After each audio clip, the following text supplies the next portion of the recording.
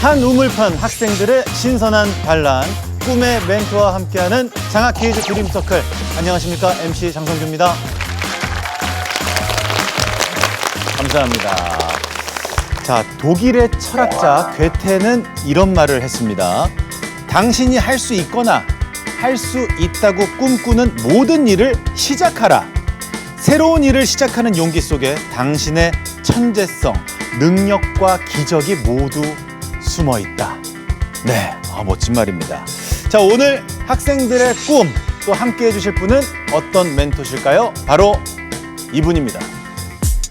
세상의 모든 뇌는 행복해질 권리가 있다고 외치는 뇌과학자, 바로 장동선 박사십니다. 어서 오세요. 안녕하세요.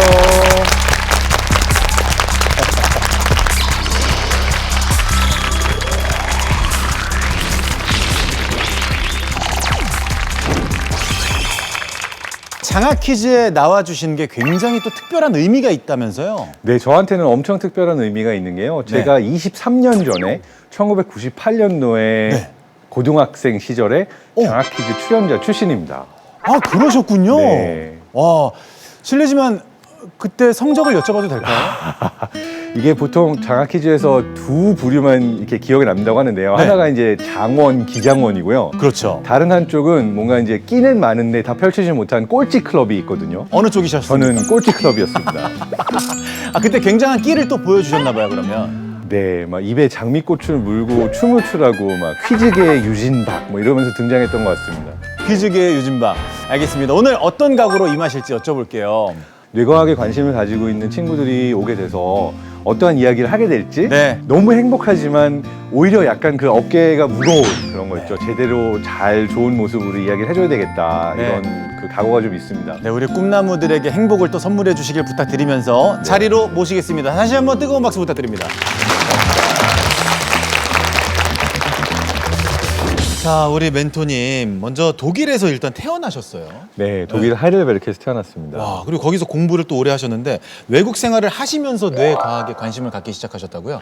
네, 그러니까 예전부터 관심이 많았던 것이 한 사람이 다른 사람을 볼 때 어떠한 기준으로 이 사람을 판단하고 평가하는가. 네. 왜냐하면 독일에 있다 보면은 너 어디서 왔니? 이런 질문을 많이 받는데 그쵸. 나 독일에서 태어났어 이래도 아니 그게 아니고 어디서 왔니? 이렇게 많이 물어보는 거야. 그러니까 얼굴만 딱 보고 동양인이니까 너는 어딘가 다른 곳에서 왔을 거다라고 판단을 내리고 뭔가 내 행동도 다를 거라고 생각을 하는데 네.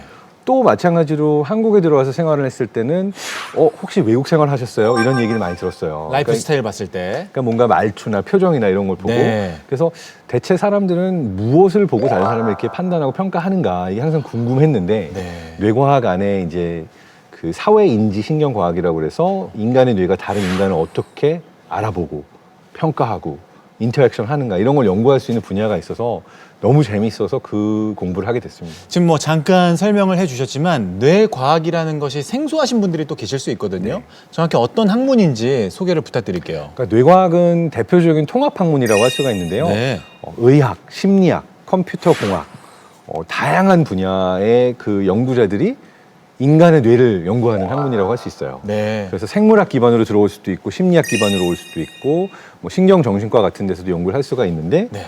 가장 궁금한 것은 대체 우리가 생각하고 판단하고 기억하고 감정을 느끼는 이 모든 것들이 어떻게 뇌 안에서 이루어지는가 그 기전을 연구하는 학문이라고 할 수 있습니다. 자, 벌써부터 흥미롭습니다. 아, 근데 저는 뇌과학의 매력에 이렇게 푹 빠져 있는 학생들이 많은 줄 몰랐는데 장학 퀴즈 드림서클 뇌과학자 편 전국에서 신청이 쇄도했다고 합니다. 그 가운데 8학생을 저희가 엄선을 했는데요. 최종 선발된 8친구들을 차례대로 만나보도록 하죠.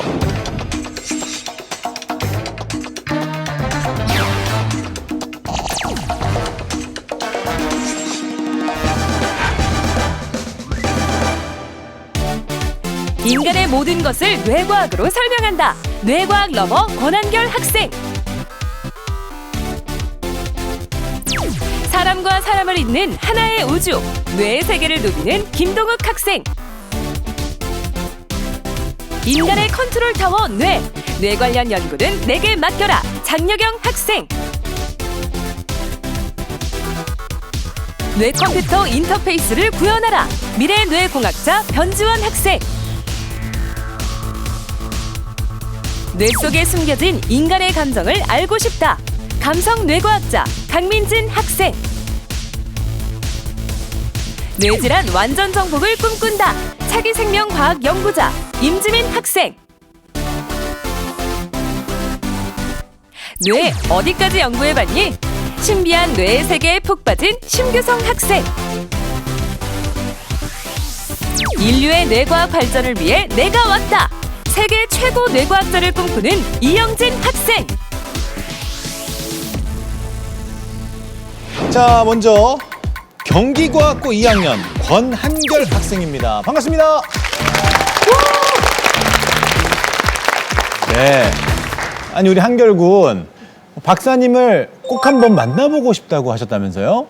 그 옛날에 알쓸신잡이라는 프로그램에서 박사님을 뵌 적이 있었는데 그 말씀을 너무 재미있게 하셔가지고 너무 인상적이어서 마침 이번에 장학 퀴즈에 장동선 박사님께서 멘토로 나온다고 하셔가지고 꼭 뵙고 싶었습니다. 네, 오늘 멘토님과 좋은 추억 만드시길 바라면서 우리 한결 학생이 생각하는 뇌과학 어떤 걸까요? 제가 생각하는 뇌과학이랑 인간의 모든 행동의 원인을 과학적으로 설명하고 이를 통해 마음을 규정하는 학문이라고 생각합니다. 그래서 최근 들어서 코로나로 인해서 많은 분들이 우울증이나 스트레스를 받고 계시는데 뇌과학을 통해서 이런 스트레스를 해결할 수 있기 바랍니다. 또 우리 한결 군이 그런 역할을 해주시길 부탁을 드리면서 자, 계속해서 다음 학생 만나보겠습니다. 대구과학고 2학년 김동욱 학생 반갑습니다. 자, 우리 동욱 군은 언제부터 뇌과학에 관심을 갖게 됐어요? 저는 원래부터 인체에 관심이 많았습니다. 그러던 중 작가님의 너튜브 채널을 보았는데 뇌과학에 대한 진입 장벽이 그렇게 높지 않게 느껴졌고 많이 공감을 할 수 있었습니다. 그때부터 저는 뇌과학에 관심을 가지고 뇌를 하나의 소우주 또는 우리 몸의 관제 센터로 생각하고 공부하고 있습니다. 근데 그렇게 해서 공부하기 시작하니까 어떻게 예상대로 재밌어요? 아직까지는 재밌는 것 같아요. 아직까지는. 앞으로는 어떻게 될지 모르겠지만 알겠습니다. 자, 다음 만나볼 학생 광주과학고 2학년 장여경 학생입니다. 반갑습니다.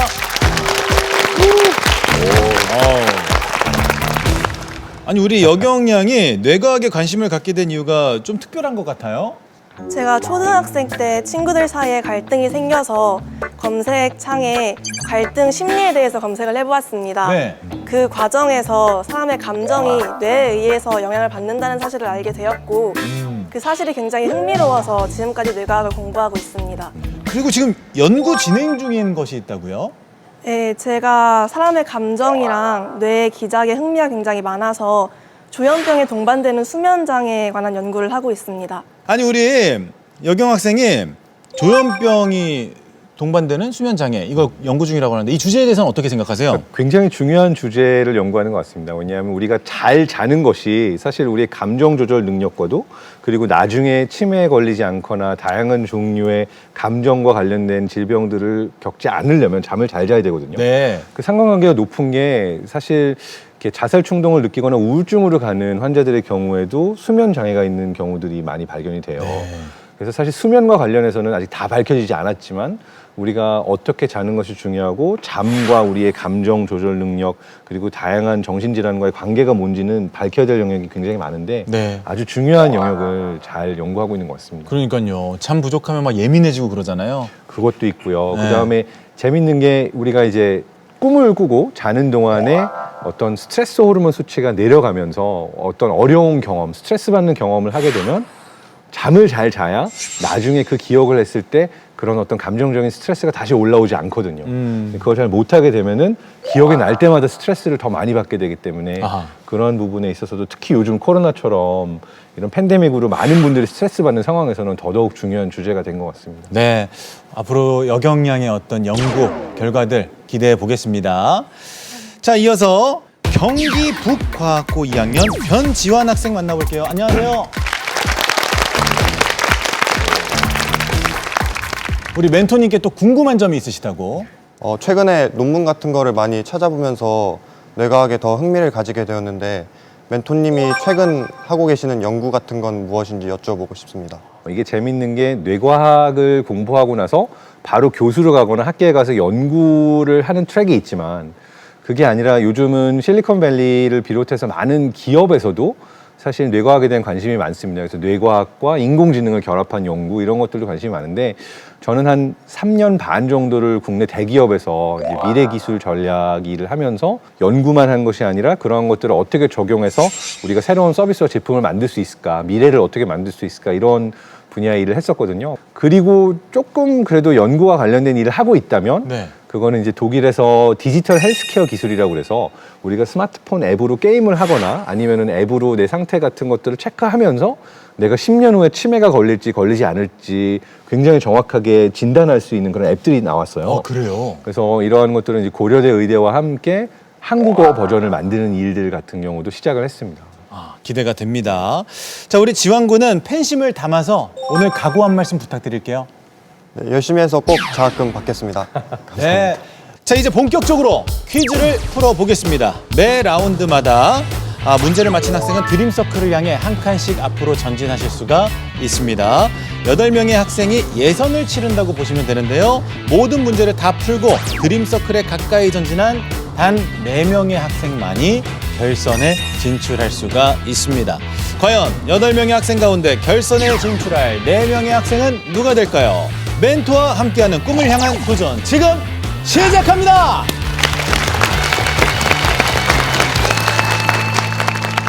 자, 그럼 장학 퀴즈 드림서클 1라운드 가보죠. 1라운드는 드림 상식 퀴즈입니다. 제한 시간 15초 안에 정답을 입력해 주시면 되고요. 정답을 맞히시면 드림서클을 향해 한 칸 앞으로 전진하실 수가 있습니다. 자, 그럼 영상으로 문제 확인하시죠. 영원한 현재만 살았던 남자에 대해 들어본 적 있나요?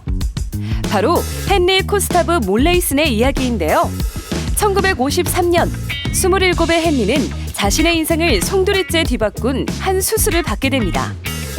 어릴 적부터 앓던 뇌전증을 치료하기 위해 뇌의 일부 조직을 제거하는 수술을 받은 후 헨리는 30초 전에 옆 사람과 나눈 대화조차 기억하지 못하는 선행성 기억상실증을 앓게 되었는데요. 새로운 기억을 저장하는 데 문제가 생긴 것입니다. 기억에 쌓이지 않는 헨리는 현재 자신의 나이도 몰랐고 화장실에 가는 길은 매번 알려주어야 했으며 심지어 방금 무엇을 먹었는지조차 기억하지 못했는데요. 이런 상황 속에서도 자신에 대한 연구가 많은 사람에게 도움이 되길 바라며 적극적으로 연구에 참여했다고 합니다. 뇌과학 연구자들은 헨리의 사례를 바탕으로 뇌의 이 부분이 단기 기억을 장기 기억으로 바꾸는데 절대적인 역할을 한다는 사실을 알게 되었는데요. 아이러니하게도 헨리에게 일어난 의료사고가 뇌과학 연구에 엄청난 발전을 갖고 온 셈이죠. 그리고 이 부분은 스트레스를 받을 때 분비되는 호르몬인 코르티솔에 취약하여 외상후 스트레스 장애, 우울증, 급성 스트레스 장애 등을 앓을 때 기억 장애를 유발하기도 하는데요. 알츠하이머와 같은 뇌질환이 진행될 때 보통 가장 먼저 위축이 일어나는 부위로 뇌의 정보 처리반 역할을 하는 이 부분은 어디일까요?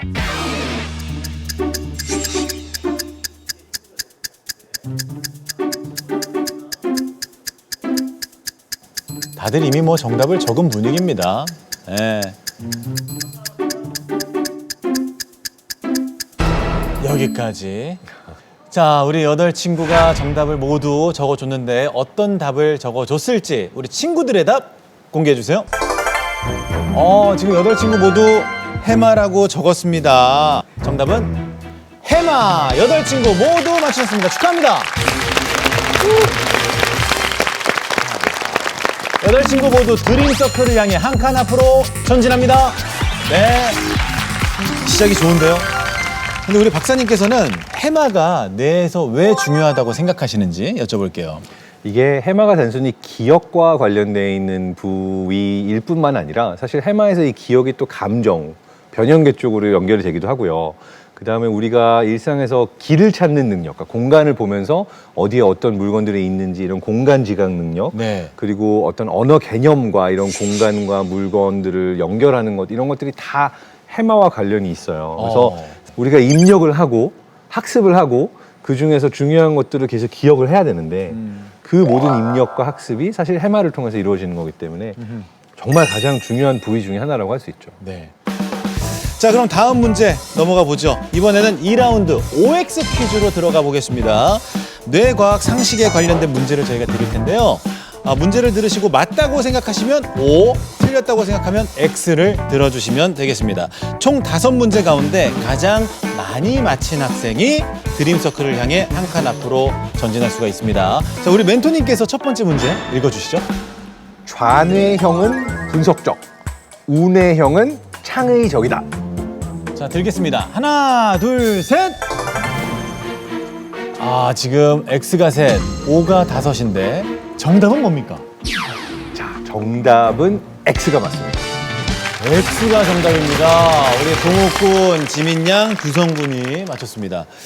자, 이게 어떤 내용인가요? 자, 이게 가장 잘못 알려진 뇌과학 상식 중에 하나가 네. 우리가 좌뇌형 인간이 있다, 우뇌형 인간이 있다. 맞아요. 이게 어떤 근거로 있냐면 뭐 좌뇌에서 하고 있는 기능들 중에서 우리가 언어와 관련된 뭐 기능들이 있고 분석적인 생각을 하고 뭐 우뇌에서는 창의적이고 그림 그리고 뭐 아티스틱한 거랑 관련이 있다 이런 식으로 설명을 많이 하시거든요. 저도 많이 들었거든요. 네, 근데 실제로 이 연구에 따르면 우리가 뭐 좌뇌형과 우뇌형 인간이 따로 있고 그 활성화도가 뭐 좌뇌가 높다고 더 분석적이라든지 우뇌의 활성도가 높다고 창의적이라는 근거가 전혀 없습니다.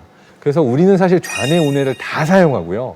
그 양쪽의 기능이 다 분석에 있어서나 창의적인 기능에 관여를 하고 있어요.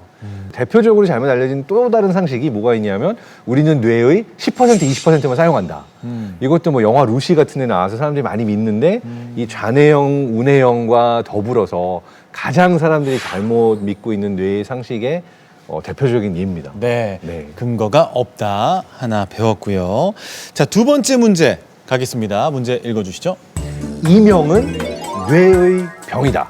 하나, 둘, 셋. 자, 이번에도 O가 많고 일단 우리 지환군한테 여쭤봐야겠어요. 왜 X를 드셨는지요? 이명이 귀에서 생기는 질병이라고 생각해서 뇌의 병은 아닌 거라고 생각했습니다. 그냥 뇌의 병이 아니라 그냥 귀의 병이다. 우리 규성군은? 그 귀에 막 이물질이 들어가거나 어떤 귀의 기관에 손상이 생기면 생긴다고 생각을 해서 X라고 했습니다.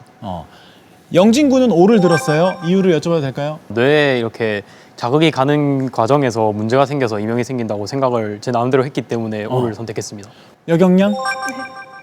왜 O라고 생각하시는지? 뇌에도 청각을 담당하는 부분이 존재하고 뇌 머리를 세게 맞았을 때 이명이 생기는 경우가 있다고 들었기 때문에 O를 선택하였습니다.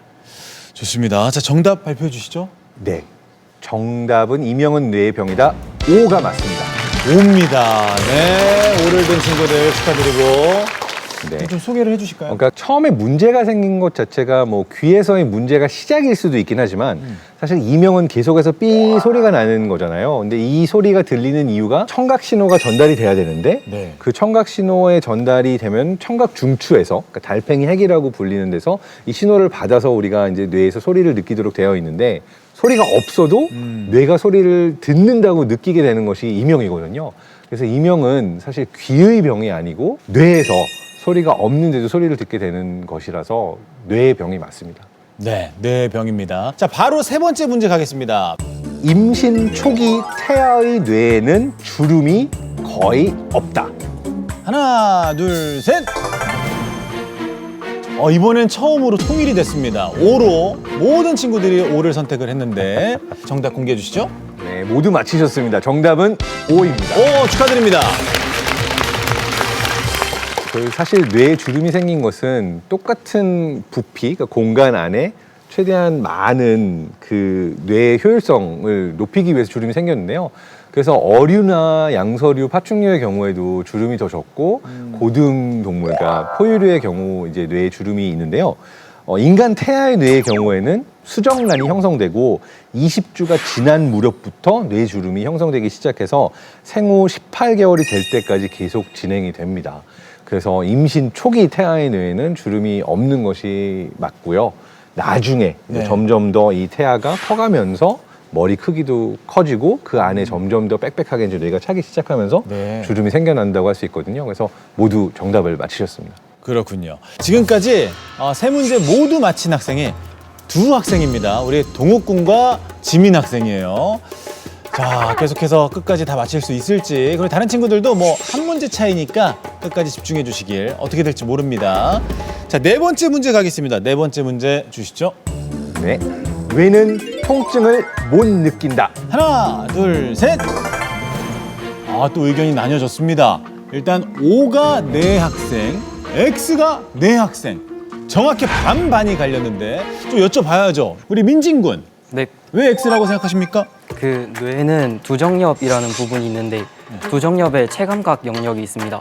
거기서 이제 피부나 근육으로부터 오는 통증을 거기서 관리를 하는 부분이 있기 때문에 뇌는 통증을 느낄 수 있다고 생각을 했습니다. 그럼 반대로 O 입장의 이야기를 들어봐야죠. 우리 영진 군. 네. 왜 O라고 생각하세요? 저는 이 문제 자체를 어떻게 생각을 했냐면은 뇌에 자극을 줬을 때 뇌 자체가 통증을 느끼냐로 생각을 했는데 실제로 뇌 관련 여러 치료하는 모습 중에서 뇌에 직접 뭔가를 해가면서 환자와 의사소통을 하면서 그 치료를 하는 게 있다라고 제가 말을 들었거든요. 그래서 뇌가 통증을 못 느끼기 때문에 그런 치료가 가능하다라고 생각을 해서 O라고 생각했습니다. 제가 이렇게 정확하게 반반이 나뉜 경우가 지금 처음인데 정답 발표해 주시죠, 멘토님. 네, 여기서의 정답은 O, 뇌는 통증을 못 느낀다가 맞습니다. O입니다, O. 네. 뇌 안에는 통각 수용체가 없습니다. 그래가지고 실제로 간질 발작 환자들 같은 경우에 이제 두개골을 절개해서 열고 뇌가 드러난 상태에서 정말 절개를 하거나 찌르거나 하면은 전혀 통증을 못 느껴요. 네. 그러니까 다른 쪽에서 통증을 느끼는 건 통각 수용체가 아픔을 전달해서 뇌로 전달을 해서 우리가 느끼는 거라서 뇌 자체에는 아픔을 느낄 수 있는 수용체가 없습니다. 자, 이렇게 되면 마지막 한 문제를 남긴 가운데 우리 동욱 군이 네 문제를 모두 맞춰서 단독으로 가고 있습니다. 자, 과연 다 마치고 혼자서 한 칸 앞으로 전진할 수 있을지 아니면 다른 친구들과 함께 나아갈 것인지 마지막 문제 풀어보죠. 문제 읽어주세요. 머리가 큰 동물이 지능이 높다. 야, 이게 사실이라면 저 천재인데 저는. 저도 머리가 큽니다. 과연 정답이 뭘까요? 하나, 둘, 셋. 자, X가 7학생. 우리 한결군만 O를 들었는데 한결군, O를 든 이유를 여쭤봐도 될까요? 지금 잘못된 것 같은데 잘못 들었어요? 원래는 머리의 크기랑 관계없이 그 뇌 그 전두엽 부분이 얼마나 발달했는지에 따라서 지능이 결정된다고 생각을 했기 때문에 X가 맞는 복인 것 같습니다. 정답 바로 발표해 주시죠. 네, 정답은 거의 다 맞추셨는데 머리가 큰 동물이 지능이 높다는 X가 맞습니다. X가 정답이었습니다. 그러니까 설명을 쉽게 할 수 있죠. 네. 이게 머리 크기가 중요한 것이 아니라 뇌 크기가 중요하다 말씀하셨던 부분이 있고 그리고 간단하게 생각해봐도 코끼리나 고래 같은 경우는 머리가 훨씬 큰데 그쵸.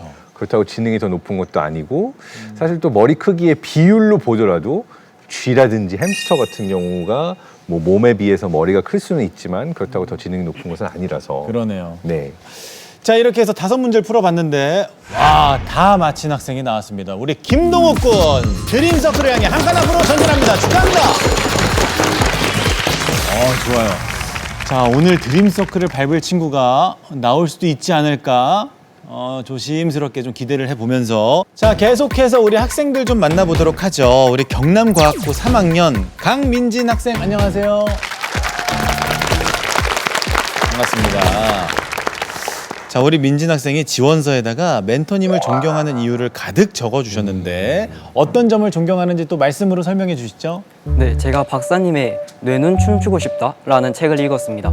그 책을 읽게 된 이유가 박사님의 소개글, 그 책에 있는 소개글을 읽었는데 이제 독일에서 태어나셔서 그 독일에서는 한국적인 면모 때문에 그리고 한국에 오셔서는 독일적인 요소 때문에 어떤 감정적으로 많이 힘드셨을 거라고 생각을 했는데 오히려 그 감정적인 부분을 연구하는 학문인 뇌과학이라는 학문에서 연구를 하고 계시는 것을 보고 존경을 하게 됐습니다. 와, 이렇게 꿈나무가 이렇게 존경의 마음을 보여주면 또 기분이 굉장히 좋으시겠어요. 네, 좋기도 한데 또 부끄럽기도 합니다.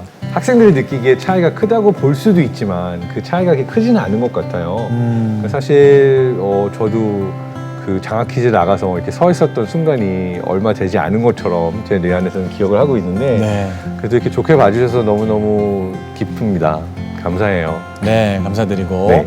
근데 우리 민진 학생은 꼭 연구하고 싶으신 부분이 있다고요? 어떤 쪽입니까? 네, 바이오 의약품에 대해서 연구를 해보고 싶은데요. 만약 바이오 의약품이 발전을 하면 어떤 그 크리스퍼 유전자 가위 기술이라는 그런 어떤 유전자 가위 기술과 접목을 해서 바이오 의약품을 더욱 발전시킨다면 인류는 질병이라는 무서움, 두려움에 대해서 완전히 벗어날 수 있을 것이라고 생각을 해서 그에 대해서 꼭 연구해보고 싶습니다. 오. 이 크리스퍼 유전자 가위가 이제 노벨상을 작년에 받았잖아요. 노벨 화학상을. 네. 근데 그 연구를 주도했던 에마누엘 샬팡티에 교수님이 또 막스 플랑크 연구소 소장님이세요. 그래서 제가 몇 년 전에 그분의 학생들을 가르칠 기회도 있었어요. 오. 노벨상 받으시기 전에. 근데 그때도 저는 굉장히 그 인상 깊었던 것이 단순히 과학 연구만을 하는 것이 중요한 게 아니라 이것을 누군가에게 왜 중요하며 이것이 어떤 의미를 가지는가를 소통하는 능력이 굉장히 중요하다라고 말씀하셨었어요. 굉장히 깊이 고민을 하고 굉장히 좋은 분야로 꿈을 갖고 있는 것 같습니다. 네. 자, 이어서 경기과학부 2학년 임지민 학생 만나봅니다. 안녕하세요. 우리 지민 양은 뇌과학에 빠지신 이유가 뭘까요? 제가 중학교 2학년 때 저희 아버지께서 뇌출혈로 쓰러지셨거든요. 그래서 그 뒤부터 뇌질환에 되게 많이 관심이 생겨가지고 많이 찾아봤었는데 제가 생각한 것보다 되게 치료법이 밝혀져 있는 그런 질환들이 많이 없더라고요. 그래서 그런 걸로 힘들어하는 사람들 너무 많은데 그에 비해서 치료법이 많이 밝혀져 있지 않으니까 제가 연구를 통해서 그런 부분을 밝혀내서 많은 사람들을 도와주고 싶다는 생각이 들어서 좀 뇌과학에 관심을 많이 가지게 된 것 같습니다. 그렇군요. 실례지만 아버님 지금은 건강하시죠? 네, 지금 재활 중이시고 네, 건강해지고 계시는 중입니다. 네. 아버님께서 쾌차하시길 바라겠습니다. 자, 우리 지민 학생이 생각하는 뇌과학은 어떤 걸까요? 그 예전에 장동선 박사님께서 한 강연에서 뇌라는 게 이렇게 하나의 답이 정해진 게 아니고 되게 자극에 따라 다양한 반응이 나온다고 말씀하셨거든요. 그래서 그 부분에서 되게 인상 깊어가지고 하나의 빛을 스펙트럼에 넣으면 되게 무지개 빛깔이 나오잖아요. 그래서 그것과 비슷하게 뇌도 하나의 자극을 넣어도 되게 다양한 자극이 나올 수 있는 새롭고 신기한 학문이라는 생각을 했습니다. 네. 자, 계속해서 또 우리 친구 만나보죠. 서울과학고 3학년의 심규성 학생 반갑습니다. 우리 규성군 오늘 각오 한 말씀 부탁드릴게요. 일단 저번에 물리학자 편에 제 친구 경민이가 나와서 아, 경민군 친구예요? 예. 네. 경민이가 나와서 그냥 한 문제 맞추고 갔다고 막 저한테 막 많이 못 맞췄다고 막 그랬는데 경민이가 자기는 노래라도 부르고 왔는데 나는 사랑이 어떻게 이루어지는지 연구했지. 너도 그처럼 즐기고 오지 않아야겠냐 해서 저도 이제 즐기고 가려고 합니다. 아, 그래서 노래를 준비하셨어요? 아 그런 건 아닙니다. 아, 그건 아니고. 알겠습니다. 마음껏 즐겨주시길 파이팅 하시고. 자, 다음 학생 만나보죠. 부산과학고 2학년 이영진 학생 반갑습니다.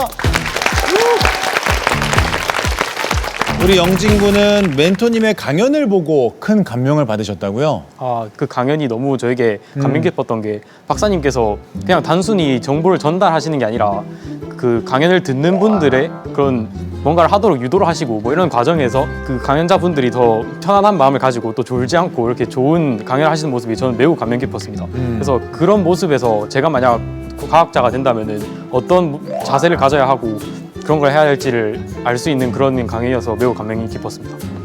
오늘 많이 부끄러지네요.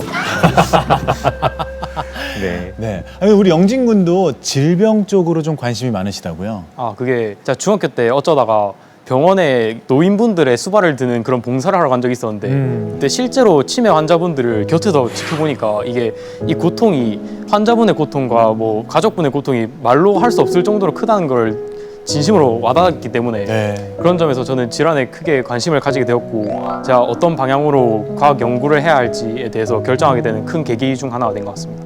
저 정말 좋게 느껴졌던 게 그러니까 정말 뇌과학만을 위한 뇌과학이 아니라 이런 질병이라든지 맞아요. 내가 하고자 하는 어떤 목표가 있고 그 수단으로서 뇌과학을 생각해 준다는 부분에 있어서 굉장히 좋은 것 같습니다. 그러게요. 왜냐하면 사실 뇌과학 자체가 목표가 되기보다는 내가 이것을 이용해서 어떠한 일들을 할 수 있을까라는 고민이 이루어졌을 때 더 많은 길들이 열리기도 하거든요. 그러니까 요즘 같은 경우는 뇌과학 기술을 사용해서 스타트업으로 가거나 아니면 정말 앱을 만들거나 인공지능 분야의 연구를 같이 하거나 다양한 길들이 있습니다. 그래서 그런 어떤 꿈과 비전을 가지고 뇌과학을 거기에 활용하겠다라는 자세가 이 8명 모두에게 보이는 것 같아서 맞습니다. 저는 너무 좋습니다. 네, 정말. 기대가 됩니다. 네. 우리 여덟 학생.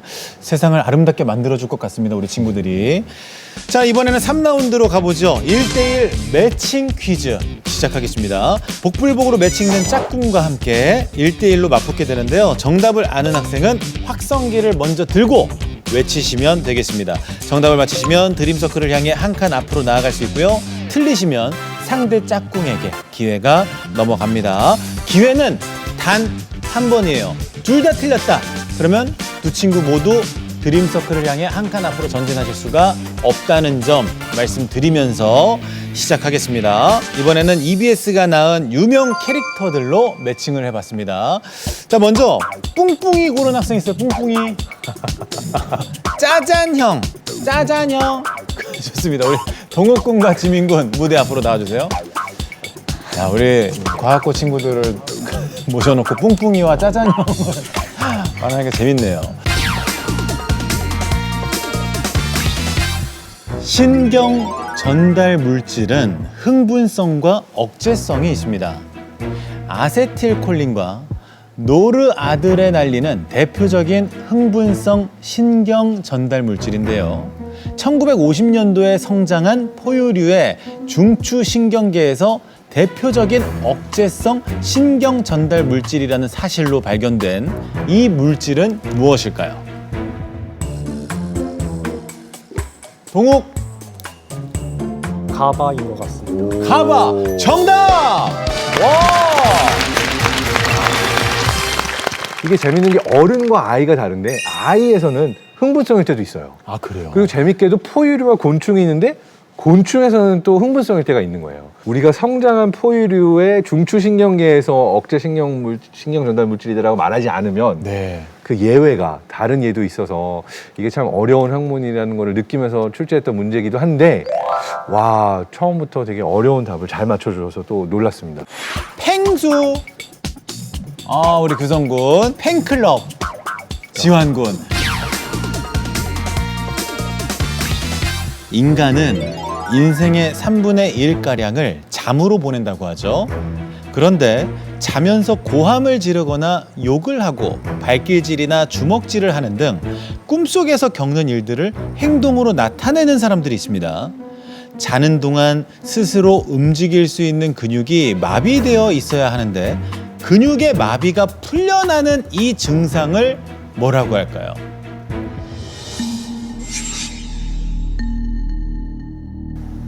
규성. 혹시 몽유병인가요? 몽유병 실패. 자, 이제 지환군께만 기회가 있습니다. 지환군 들었어요? 뭡니까? 사지 운동증? 잘 아, 너무 모르겠어요. 안타까운데. 틀렸습니다. 수면이 뭘로 이루어져 있는지는 다 아시잖아요. 이제 보통 수면의 렘수면, 비렘수면은 들어보셨죠. 증상의 이름은 렘수면 행동장애 또는 렘수면 장애라고 하더라도 맞게 해주는 거였거든요. 우리 번개맨. 우리 한결군. 거기에 맞서는 번개걸. 좋습니다. 우리 민진군. 부교감 신경 및 감각, 운동신경 역할을 담당하는 뇌신경인 이것은 뇌로부터 나와 얼굴, 흉부, 복부 등 여러 중요한 기관에 분포되어 있는데요. 12쌍의 뇌신경 중 가장 길고 복잡한 구조를 가지고 있는 제10뇌신경인 이것은 무엇일까요? 한결!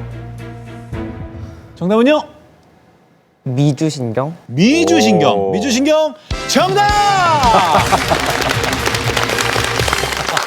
축하드립니다. 설명 좀 해주시죠. 네, 실제로 이 미주신경이 굉장히 중요한 신경 중에 하나예요. 네. 근데 왜 중요하냐면 우리가 살면서 스트레스를 많이 받잖아요. 그럼 이 스트레스가 사실 진짜 많은 어떤 그 우리 몸의 문제로 이어질 수가 있어요.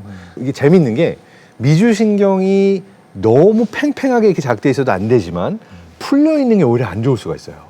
그래서 적당히 미주신경을 자극해 주는데 이게 어떤 것들 하면 미주신경이 자극이 되냐면은 릴렉스하는 훈련하는 거. 예를 들어서 샤워하면서 막 콧노래를 부른다든지 내가 좋아하는 일들을 한다든지 아니면 요가, 춤, 명상 이러한 것들이 다 미주신경을 적당히 자극해 주거든요. 근데 이렇게 미주신경을 적당히 자극시키게 되면은 우리가 스트레스에 조금 더 강해지게 됩니다. 그러니까 똑같은 어떤 감정적 충격이 오거나 스트레스를 받더라도 우리가 이것 때문에 정말 뭐 갑자기 혈압이 올라간다든지 몸에 어떤 문제들이 생기는 부분을 방지할 수가 있게 되는 거예요. 그 외에도 사실 미주신경이 가지고 있는 역할들이 굉장히 많습니다. 근데 사실 그러니까 온몸을 관통하고 있으니까 온몸의 척추 근육과 뭐 소화기관, 그래서 굉장히 중요한 신경 중에 하나인데 이 미주신경을 바로 맞춰주셔가지고 와 놀랐습니다. 자, 이제 마지막 대결입니다. 우리 뚝딱이. 여경양 뚝딱이고 뚝딱이 아빠. 좋습니다. 우리 영진군. 실어증에서 주로 말을 하거나 표현하는 데 어려움을 겪는 것을 이것 실어증이라 말합니다. 운동성 언어 중추로서 말을 만들고 입을 통해서 표현하는 기능을 담당하는 뇌의 영역인 이것은 무엇일까요? 여경, 영진, 여경. 브로카 영역인 것 같습니다. 브로카 영역. 브로카 영역 정답입니다. 축하합니다. 자, 브로카 영역 또 설명을 부탁드릴까요? 네, 우리가 이제 뇌에서 어떤 영역으로서 가장 유명한 영역 중에 하나라고 할 수 있는데 언어와 관련된 영역이 어디냐라고 그러면 보통 브로카 영역과 베르니케 영역 두 개를 꼽습니다. 그 중에서 브로카 영역의 경우에는 저기도 설명이 된 것처럼 우리가 이제 언어를 할 수 있도록 도와주는, 실제로 입을 통해서 표현하고 언어를 사용할 수 있게 도와주는 영역이라고 한다면, 베르니케 영역의 경우에는 언어를 이해하는 것과 관련이 있죠. 그래서 재밌게도 브로카 영역 쪽에 이제 문제가 생기게 되면은 우리가 말을 하는 것들이 어려워지고, 그러니까 어떤 언어적인 표현이 전반적으로 어려워지는 장애가 오게 되고요. 그다음 베르니케 영역의 경우에 우리가 장애가 오게 되면은 읽거나 뭐 이해하거나 하는 부분에 문제가 오게 됩니다. 그래서 이 언어 영역이 이 두 가지가 제일 유명한데, 바로 이제 실어증으로 시작하면서 운동성 언어 중추 했을 때 둘 중에 어떤 건가 아마 고민을 하다가 제대로 맞춘 것 같습니다. 네. 자, 이렇게 해서 우리 동욱군 여전히 지금 3칸 단독 선두입니다. 축하드리고. 자, 그 뒤를 두 친구가 바짝 뒤쫓고 있어요. 권한결군 또 장여경양이 2칸씩을 나섰고, 다른 우리 5친구가 1칸. 하지만 아직 끝난 게 아닙니다. 마지막에 또 대반전이 있을 수도 있으니까 끝까지 집중해 주시길 부탁을 드리면서, 자, 잠시 좀 이야기를 나눠볼까요? 현재 1위입니다. 우리 동욱군. 기분이 어때요? 좀 떨리기도 하지만 네. 꼭 장학금을 타고 싶습니다. 그렇죠. 장학금. 또 문제 다 맞히면 장학금이 2배로 나간다는 점 알고 계시죠? 몰랐습니다. 몰랐어요? 동기부여. 한 문제도 틀리지 않고 다 맞히시면, 드림서클에 도착하시면 장학금이 2배가 나갑니다. 네, 그러니까 최선을 다해서 맞춰주시고. 자, 우리 여경양. 그 뒤를 바짝 뒤쫓고 있는데 어떻게 막판 역전 가능할까요? 노력해보도록 하겠습니다. 좋습니다. 그리고 우리 한결군. 2등이에요, 현재. 어떻게 자신 있습니까? 네, 꼭 1등을 탈환하도록 하겠습니다. 1등 탈환 기대해 볼게요, 한결군. 자, 그리고 말이죠. 2014년도에 독일 과학교육부 주관 과학경연대회인 사이언스 슬램에서 우승을 하셨다고 하는데, 이게 그러면 독일 전국 1등인 거잖아요. 네, 이게 재밌는 게요. 네. 이게 여러분이 아마 요즘 최근에 뭐 싱어게인 같은 프로그램도 있고, 예전에 케이팝 스타 뭐 많았잖아요. 오디션 프로그램 많았잖아요. 네. 이게 약간 과학계의 오디션 같은 느낌이었어요. 네. 그러니까 뭐냐면 딱 10분이 주어지는데 10분 동안 가장 재미있으면서 과학적 지식이 정말 담겨 있어서 유익했다, 내가 배운 게 있다, 이 두 가지를 다 만족시키는 형태로 10분 동안 강연을 해야 되는 일종의 오디션이었어요. 네. 그때 이제 사이언스 슬램 1등을 하면서 방송도 하고 책도 쓰고 할 수 있는 기회가 열리게 된 거죠. 네, 그렇군요. 우리 친구들이 꼭 그런 대회에서 우승할 수 있기를 바라보면서, 자, 4라운드 가보도록 하겠습니다. 드라마 속 뇌과학입니다. 자, 드라마 속 한 장면을 저희가 보여드릴 텐데, 거기에서 주는 문제를 보시고 답을 맞춰주시면 되겠습니다. 자, 어떤 드라마일지 먼저 영상으로 확인하시죠. 머리 수술 후에도 귀가 아픈가요? 아니요. 최근에 화가 난 적이 있었나요? 기분이 나쁘거나. 아니요. 기분이 좋거나 크게 웃은 적은? 아니요.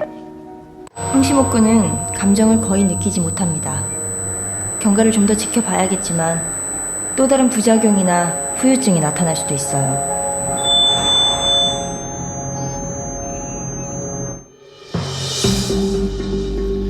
문제 드립니다. 인기 드라마 비밀의 숲 주인공 황시목은 어릴 때 이것 제거 수술 후유증으로 감정을 느낄 수 없는 사람이 되었습니다. 대뇌 피질의 가쪽 고랑 깊숙이 자리 잡고 있는 작은 영역으로 공감 능력에 작용하는 특별한 신경세포가 있는 이것은 무엇일까요? 자, 정답 적어주십시오. 15초 드립니다.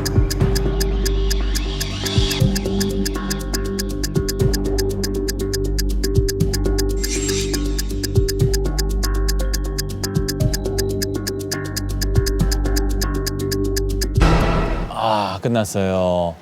자, 우리 8 친구 어떤 답을 적었을지 궁금합니다. 자, 학생들이 쓴 답 공개해 주세요.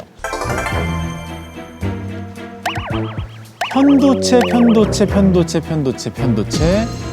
우리 지민 양이 뇌섬, 그리고 역시나 규성 군도 편도체고, 영진 군은 영어로 썼는데 뭐라고 쓰신 거예요? 앵귤러 자이러스라고 썼는데 네. 생각나는 게 이거밖에 없어서. 지금 쓰신 거는 어떤 겁니까? 이게 이제 대뇌 피질 쪽에 있는 건데, 피질의 주름 모양이 직각 모양으로 있다고 해서 앵귤러 자이러스라고 이름이 붙었는데, 제가 들은 바로는 약간 술을 많이 마시고 뭐 이런 식으로 해서 많이 마시게 되면 이 부분이 작아져서 공감 능력이 떨어져서 많이 싸움을 일으키게 된다, 이런 걸 들어본 적 있는 것 같아서 이 앵귤러 자이러스를 답으로 선택했습니다. 아, 근데 이게 어려운 문제였습니다. 너무 어렵네요. 네, 굉장히 어려웠고, 우리가 정답부터 공개를 할까요? 근데 지금 이 안에 정답이 있습니까? 정답이 있습니다.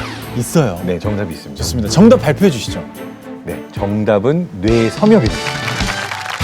뇌섬엽이에요. 섬엽, 인슐라라고 불리는데요. 뇌섬이라고 적어주신 지민 양이 정답 맞습니다. 지민 양 정답 맞췄습니다. 축하합니다. 드림서클을 향해 한 칸 앞으로 전진합니다. 근데 우리 지민 양이 뇌섬까지 썼는데 뇌섬과 뇌섬엽 같은 걸까요? 네, 같다고 볼 수 있는 게 이제 영어로 쓰게 되면 이 분야를 이제 인슐라라고 쓰거든요. 그럼 인슐라를 직역하게 되면은 섬, 뇌 안에 있는 섬이라고 해서 뇌섬이라고 쓰기 때문에 정답으로 인정할 수 있을 것 같습니다. 네. 비밀의 숲에서 단순히 감정만이 아니라 공감 능력과 관련된 이야기들이 좀 나왔죠. 그래서 여기서의 이제 가장 주목해야 될 부분은, 만약 우리가 편도체라고 한다면은 감정과 관련이 있다는 부분은 맞아요. 그래서 대부분 아주 가까이 다가가긴 했습니다. 그래서 만약에 편도체가 제거가 됐다면 공포나 두려움이나 불안을 못 느끼는 그러한 쪽으로 갔을 수가 있고, 감정 자체를 못 느끼게 되는데, 섬엽의 경우에는 감정 그 자체보다도 내가 어떠한 감정 신호가 몸 안에서 올라오는가, 이것들을 총체적으로 묶어서 내가 이해할 수 있으면서 내가 무엇을 느끼고 있는가, 내 몸 안의 신호를 인지할 수 있게 도와주는 부위이면서 공감 능력이 아까 나왔었죠.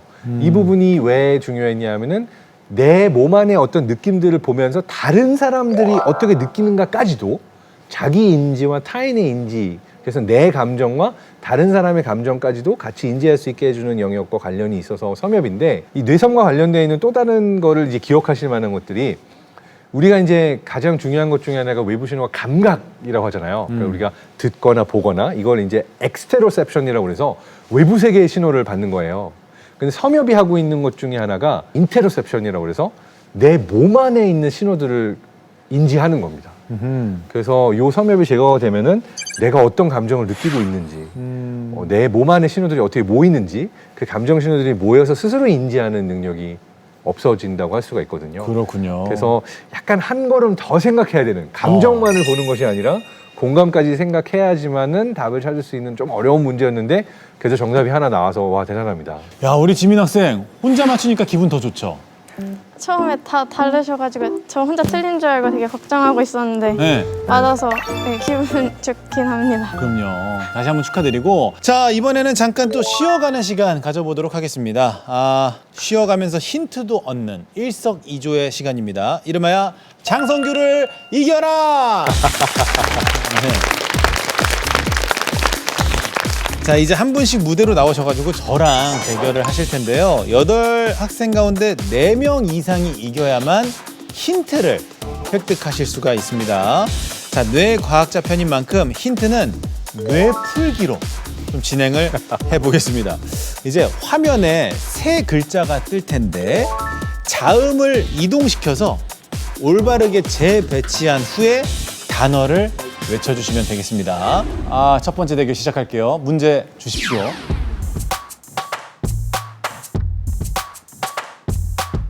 정답. 복숭아. 복숭아 정답! 문제 주십시오. 정답. 도시락. 도시락이네. 도시락 정답 축하합니다. 좋아요. 자, 다음 문제 주시죠. 정답! 코끼리. 아이씨가 뭡니까 그래도? 아니 아무리 저도 그렇지. 아이씨 퇴 이거. 미안해요 지민이야. 자, 문제 주세요.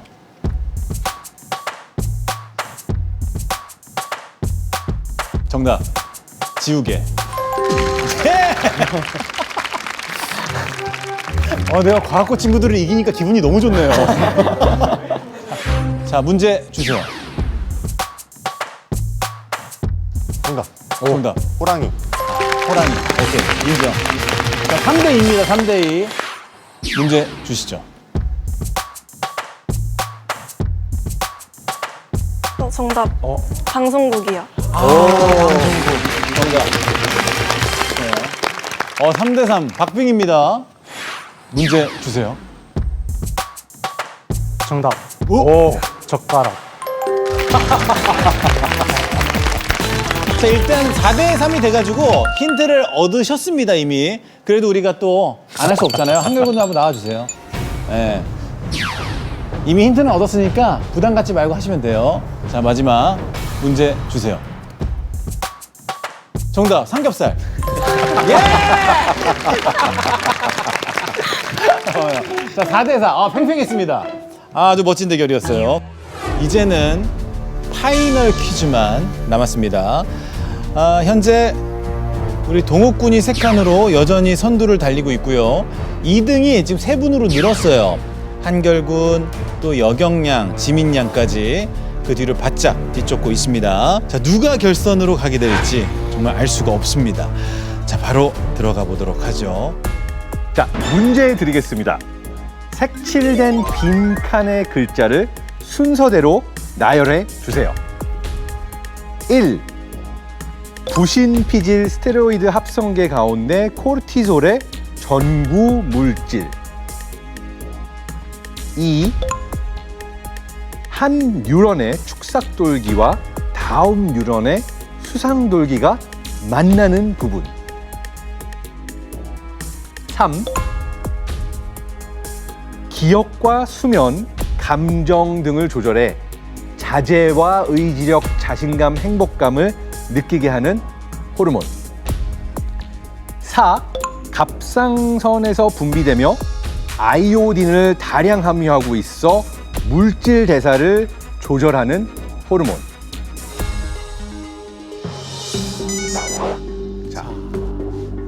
이렇게 정답을 채우셔서 저 색칠되어 있는 부분을 위에서부터 아래로 읽어 내려가시면 됩니다. 자, 근데 여러분이 지금 힌트를 얻으셨으니까 2번째 색칠된 칸의 글자를 공개합니다. 시가 나왔습니다. 자, 이제 4글자짜리 정답을 써주십시오. 30초 드리겠습니다. 시간은 가고 있습니다.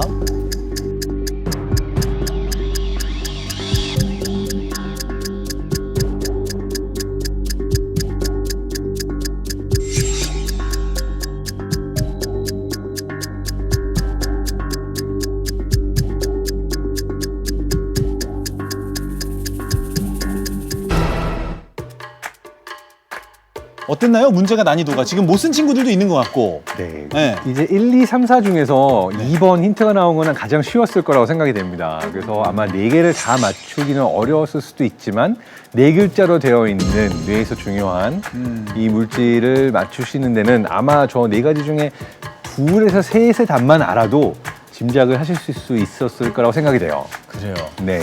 자, 일단 우리 친구들의 답을 확인하기 전에 네. 어떤 단어들인지 좀 확인해 보도록 하죠. 일단 첫 번째, 부심피질 스테로이드 합성계 가운데 코르티솔의 전구 물질. 이거 아는 학생 있습니까? 아는 학생 손 들어줄까요? 가장 어려운 문제였어요. 1번. 이게 어려웠나 봐요. 네. 네. 아마 다들 모르시는 이 전구 물질 웬만큼 화학을 알지 않고는 어려울 수도 있어서 네. 저 같아도 아마 이 문제가 나왔으면 1번의 경우에는 바로 정답을 맞췄을지 잘 모르겠습니다. 그 정도로. 네. 정답이 뭡니까? 정답은 디옥시코르티솔. 디옥시코르티솔. 네. 그러니까 코르티솔의 전구 물질이라고 그러면은 뭔가 그와 관련된 변화를 찾아보면서 물질을 찾아봐야 되는데 디옥시코르티솔이 이렇게 사람들이 잘 아는 단어는 아니라서 1번이 제일 어려웠다고 할 수 있고요. 네. 그렇습니다. 자, 이어서 한 뉴런의 축삭 돌기와 다른 뉴런의 수상 돌기가 만나는 부분. 동욱. 시냅스입니다. 네. 맞습니다. 시냅스. 시냅스는 다들 아는 것 같아요. 네, 시냅스는 신경세포와 만나는 부위니까 아마 가장 익숙한 그 개념 중에 하나가 아니었을까 생각이 됩니다. 자, 3번입니다. 3번은 기억과 수면, 감정 등을 조절해 자제와 의지력, 자신감, 행복감을 느끼게 하는 호르몬. 민진. 세로토닌인 것 같습니다. 세로토닌 맞습니다. 세로토닌이었고요. 네. 자, 마지막 갑상샘에서 분비되며 아이오딘을 다량 함유하고 있어 물질 대사를 조절하는 호르몬. 지민? 티록신인 것 같습니다. 피록신. 정답입니다. 아, 맞습니다. 네. 이렇게 해서 정답은 옥시토신. 네. 이었습니다. 자, 우리 친구들 표정을 읽을 수가 없네요. 과연 어떤 친구들이 정답을 맞췄으며 어떤 내 친구가 결선에 진출하게 될지. 자, 우리 학생들이 적은 답 바로 공개합니다. 우리 규성군, 영진군은 못 썼고요. 옥시토신. 16기 파이팅! 시황군. 학교 친구들. 그래요. 우리 5 친구가 옥시토신을 맞춰주셨습니다. 이렇게 해서 우리 한결군, 동욱군, 여경양, 그리고 지민양 결선에 진출합니다. 축하합니다. 와.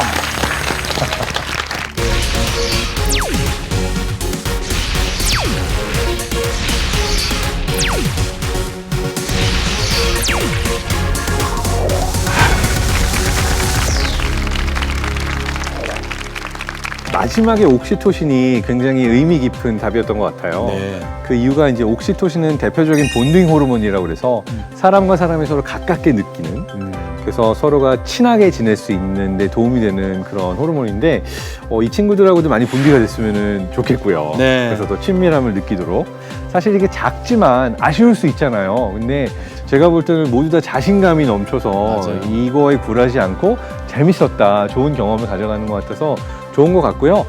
스스로에게 더 잘할 수 있었을 걸 이런 아쉬움은 가지시지 않아도 좋을 것 같습니다. 좋습니다. 네. 자, 저희 뇌과학편 예선은 이쯤에서 마무리하고요. 다음 주 결선으로 다시 찾아뵙도록 하겠습니다. 자, 다음 기회 쳐볼까요? 장학 퀴즈 드림 서클! 고생하셨습니다.